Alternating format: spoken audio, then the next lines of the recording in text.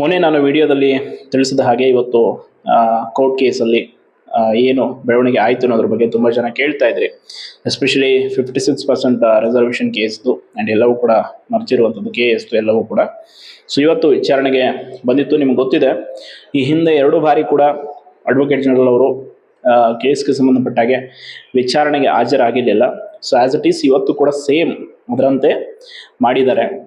ಇದು ಉದ್ದೇಶಪೂರ್ವಕವಾಗಿಯೇ ಸರ್ಕಾರ ಈ ರೀತಿ ನಡ್ಕೊಳ್ತಾ ಇರೋದಷ್ಟೇ ಹೊರತು ಬೇರೆ ಏನೂ ಇಲ್ಲ. ನೋಡಿ, ನೇಮಕಾತಿ ಮಾಡಬೇಕು ಅನ್ನುವಂಥ ಹಿತಾಸಕ್ತಿ ಇದ್ದರೆ ಇವರು ಒಳ ಮೀಸಲಾತಿ ಸಮಸ್ಯೆಯನ್ನು ಬಗೆಹರಿಸಿ ಆ್ಯಂಡ್ ಕೋರ್ಟ್ ಕೇಸ್ ವಿಷಯದ ಬಗ್ಗೆ ಹೆಚ್ಚಿನ ಗಮನ ಹರಿಸ್ತಾ ಇದ್ರು. ಬಟ್ ಅವರಿಗೆ ಸದ್ಯಕ್ಕೆ ಅದು ಇಲ್ಲ. ಆ್ಯಂಡ್ ಒಳ ಮೀಸಲಾತಿದು ಕೂಡ ಅಷ್ಟೇ ಏನೋ ಎಕ್ಸ್ಪರ್ಟ್ ಕಮಿಟಿ ಮಾಡಿಬಿಟ್ಟು ಡಿಸಿಷನ್ ತೆಗೆದುಕೊಳ್ತೀವಿ ಅಂತ ಇವತ್ತೊಬ್ಬರು ಸಚಿವರು ಹೇಳಿದಂಥ ಹೇಳಿಕೆ. ಬಟ್ ಆ ಎಕ್ಸ್ಪರ್ಟ್ ಕಮಿಟಿ ಏನು 3 ತಿಂಗಳಲ್ಲಿ ಮಾಡುತ್ತೋ ಅಥವಾ 3 ವರ್ಷಕ್ಕೆ ತಗೊಂಡು ಹೋಗುತ್ತೋ ಯಾವುದೂ ಕನ್ಫರ್ಮ್ ಇಲ್ಲ. ಸೊ ಕೋರ್ಟಲ್ಲೂ ಕೂಡ ಅಷ್ಟೇ ಡೇಟ್ ಮೇಲೆ ಡೇಟ್, ಈಗ ಇವತ್ತು ಎಕ್ಸ್ಟೆಂಡ್ ಆಯಿತು ಡೇಟ್, ಈಗ ಮುಂದೂಡಿಕೆ ಆಯಿತು ಅಂದರೆ ಇನ್ನು ಮತ್ತೆ ವೆಕೇಷನ್ಸ್ ಬರುತ್ತೆ. ಸೊ ಇನ್ನೂ ತುಂಬ ಕಷ್ಟ ಇದೆ ಇನ್ನು ಮುಂದೆ. ಹಾಗಾಗಿ ಆದಷ್ಟು ನಾನು ಒಂದು ಪ್ರಾಮಾಣಿಕವಾಗಿ ನೀಡುವಂಥ ಸಲಹೆ ಅಂತಂದರೆ, ಮುಂದೆ ಇನ್ನೊಂದು ಹೋರಾಟವನ್ನು ಮಾಡ್ತೀವಿ ಅಂತೇಳಿ ರೈತ ಸಂಘಟನೆ ಅವರೆಲ್ಲ ಹೇಳಿದ್ದಾರೆ. ಸೊ ಅದೇನಾದರೂ ಆದರೆ ದೊಡ್ಡ ಮಟ್ಟದಲ್ಲಿ ಆ ಹೋರಾಟಕ್ಕೆ ಬೆಂಬಲ ಕೊಡೋಣ. ಸೊ ಆ ಹೋರಾಟ ಯಶಸ್ವಿ ಆಯಿತು, ಇನ್ ಕೇಸ್ ಸರ್ಕಾರದ ಮೇಲೆ ಒತ್ತಡ ಬಿದ್ದರೆ ನೋಟಿಫಿಕೇಶನ್ ಮಾಡ್ಬೋದೇನೆ. ಇಲ್ಲ ಅಂತಂದರೆ ಬಹಳಷ್ಟು ಕತೆ ದೂರ ಇದೆ ಇದು. ಆ್ಯಂಡ್ ಸಮಸ್ಯೆಗಳು ಅಷ್ಟೇ ಉಲ್ಬಣ ಆಗ್ತಾ ಇದೆ ದಿನಕ್ಕೆ. ದಯವಿಟ್ಟು ಯಾರ್ಯಾರೆಲ್ಲ ಆಸ್ಪಿರೆಂಟ್ಸ್ ನೋಡಿ, ಒಂದು ವಿಷಯ, ಇವತ್ತು ಹಲವಾರು ವಿಷಯಗಳ ಬಗ್ಗೆ ನನಗೂ ಕೂಡ ಮೆಸೇಜಸ್ ಕಾಲ್ ಎಲ್ಲ ಮಾಡಿದ್ರಿ. ನನ್ನ ವಿವೇಚನೆಯ ಮಟ್ಟದಲ್ಲಿ ಏನು ವಿಚಾರ ಇರುತ್ತೋ ಸೊ ಅದನ್ನು ನಾನು ನಿಮ್ಗೆ ತಿಳಿಸಿದ್ದೀನಿ ಅಷ್ಟೇ. ಅದನ್ನು ಹೊರತುಪಡಿಸಿ ಬೇರೆ ಬೇರೆ ವಿವಾದಗಳನ್ನು ಮೈ ಮೇಲೆ ಎಳ್ಕೊಳ್ಳುವಂಥದ್ದು ನನಗೂ ಕೂಡ ಬೇಕಿಲ್ಲ. ಸೊ ಅದರ ಅವಶ್ಯಕತೆಯೂ ಇಲ್ಲ.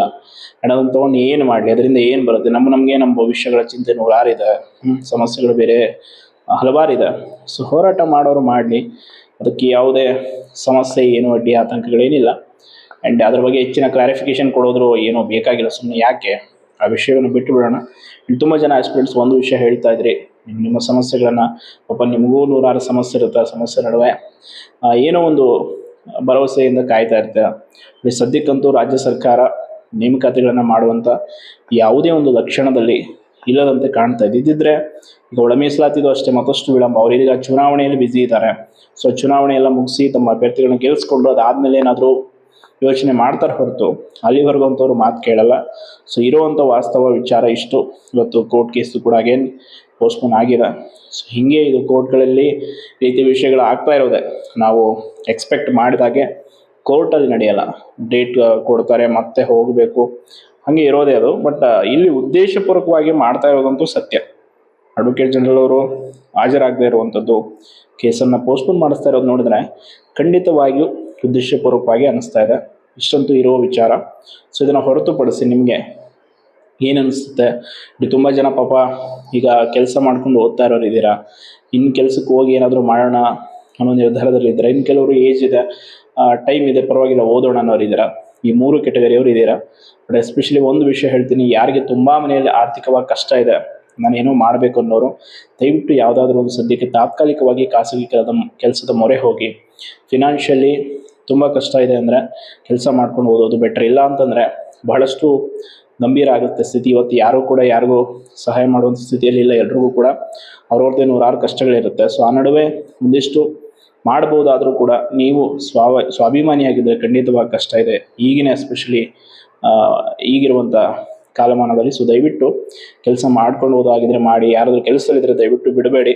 ಯಾಕೆ ಅಂತಂದರೆ ಸರ್ಕಾರದ ಮಟ್ಟದಲ್ಲಿ ನೇಮಕಾತಿಯ ಕುರಿತಾಗಿ ದೃಢವಾದಂಥ ಯಾವುದೇ ಒಂದು ಲಕ್ಷಣಗಳು ಕೂಡ ಕಾಣ್ತಾ ಇಲ್ಲ. ಇನ್ನಷ್ಟು ಮತ್ತಷ್ಟು ವಿಳಂಬವೇ ಮಾಡ್ತಾ ಇದ್ದಾರೆ ಹೊರತು ಸ್ಪಷ್ಟವಾದಂಥ ನಿರ್ಧಾರ ಅಂತೂ ಇಲ್ಲ. ಸೊ ದಯವಿಟ್ಟು ನೀವು ನಿಮ್ಮ ಒಂದು ಸ್ಥಿತಿಗತಿ ಹೆಂಗಿದೆ ಅದನ್ನು ನೋಡಿಕೊಂಡು ಮುಂದಿನ ನಿರ್ಧಾರಗಳನ್ನು ಮಾಡಿಕೊಡಿ. ಆ್ಯಂಡ್ ಮೊನ್ನೆ ನಾನು ಕೋಲಾರದ್ದು ಒಂದು ವಿಷಯ ಹೇಳಿದೆ, ಏನು ಅಂತಂದರೆ ಸ್ಕಿಲ್ ಡೆವಲಪ್ಮೆಂಟ್ ಪ್ರೋಗ್ರಾಮ್ದು. ಸೊ ಯಾರ್ಯಾರು ಅದಕ್ಕೆ ಜಾಯ್ನ್ ಆಗಿ ಹೋಗ್ತಾ ಇದ್ದಾರೆ ಹೋಗಿ. ಆ ಥರ ಯಾವುದೇ ಒಂದು ಕೌಶಲ್ಯ ಅಭಿವೃದ್ಧಿ ಕಾರ್ಯಕ್ರಮಗಳಿದ್ದರೆ ಅಲ್ಲಿ ನೀವು ಭಾಗವಹಿಸಿ, ಅವುಗಳಲ್ಲಿ ಆದಷ್ಟು ಸ್ಕಿಲ್ಸ್ಗಳನ್ನ ಕಲ್ತ್ಕೊಂಡು ಬನ್ನಿ. ಮುಂದೆ ಯಾವಾಗಾದ್ರೂ ಅದೊಂದು ಹೆಲ್ಪ್ ಆಗೇ ಆಗುತ್ತೆ. ಸರ್ಟಿಫಿಕೇಟ್ ಸಿಗುತ್ತೆ, ಅಥವಾ ಎಲ್ಲಾದರೂ ಒಂದು ಖಾಸಗಿ ಕ್ಷೇತ್ರದಲ್ಲಿ ಕೆಲಸ ಸಿಗುತ್ತೆ. ದಯವಿಟ್ಟು ಅಂಥವುಗಳನ್ನು ಏನು ನೆಗ್ಲೆಕ್ಟ್ ಮಾಡಬೇಡಿ. ಅವಕಾಶಗಳು ಪದೇ ಪದೇ ಸಿಗಲ್ಲ. ಸಿಕ್ಕಾಗ ಸದ್ಬಳಕೆ ಮಾಡಿಕೊಂಡು ಸರಿಯಾದ ರೀತಿಯಲ್ಲಿ ಯುಟಿಲೈಸ್ ಮಾಡಿಕೊಂಡು ಅದರಿಂದ ಒಂದು ಹೆಲ್ಪ್ ತೊಗೊಳ್ಳಿ ಖಂಡಿತವಾಗಿಯೂ. ಆ್ಯಂಡ್ ಇನ್ನೊಂದು ಯಾರಿಗಾದರೂ ಖಾಸಗಿ ಕ್ಷೇತ್ರದ ಕೆಲಸ ಮಾಡೋ ಆಸಕ್ತಿ ಇದ್ದರೆ ದಯವಿಟ್ಟು ನಾನು ಈ ಹಿಂದೆ ಕೂಡ ಹೇಳಿದ್ದೆ, ಕೆಲವೊಂದಿಷ್ಟು ಜನ ಪರಿಚಯಸ್ಥರು ಕೆಲಸದಲ್ಲಿ ಇರೋರಿಗೆ ಹೇಳಿ ರೆಫರ್ ಮಾಡಿಸ್ತೀನಿ. ಖಂಡಿತವಾಗಿ ಆ ಒಂದು ಚಿಕ್ಕ ಸಹಾಯವನ್ನು ಮಾಡೋಣ. ಒಳ್ಳೆಯದಾಗಲಿ. ಧನ್ಯವಾದಗಳು.